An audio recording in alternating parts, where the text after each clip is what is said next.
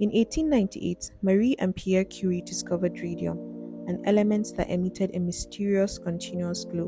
It was a million times more radioactive than uranium, and the scientific community was fascinated by its potential. At the time, radiation was poorly understood, and radium was believed to have healing properties.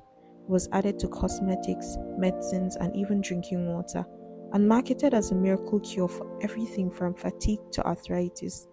As World War I loomed, soldiers needed watches and instrument dials that could be read at night without revealing their positions to the enemy. Companies saw an opportunity to profit and began using radium in glow-in-the-dark paints for watch dials. US Radium Corporation and other manufacturers hired young women to paint the tiny numbers on these watch faces, as their small, steady hands made them ideal for the delicate work. These women became known as the Radium Girls. They were taught a peculiar technique called the lip dip paint technique, which involved dipping the brush in radium paint, shaping the tip with their lips, and then applying it to the watch dials.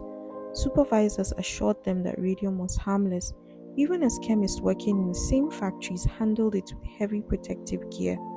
In fact, some of the women painted their nails, teeth, and even their faces for fun because they loved the way they glowed in the dark. Because radium behaves similarly to calcium in the body, their bodies absorbed it and deposited it directly into their bones.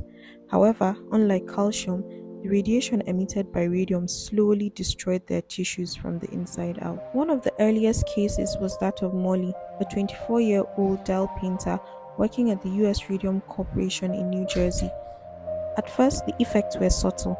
She started experiencing toothache, then her teeth started falling out.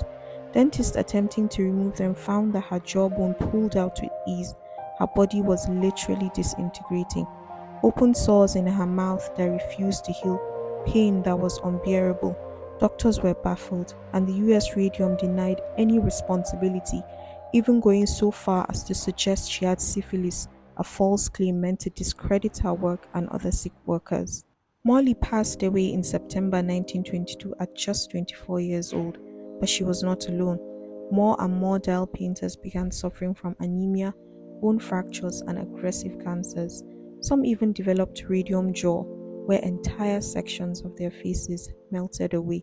Despite the growing number of cases, US Radium continued to insist that the paint was safe. The mystery might have remained unsolved if not for Dr. Harrison Maitland, a pathologist from New Jersey.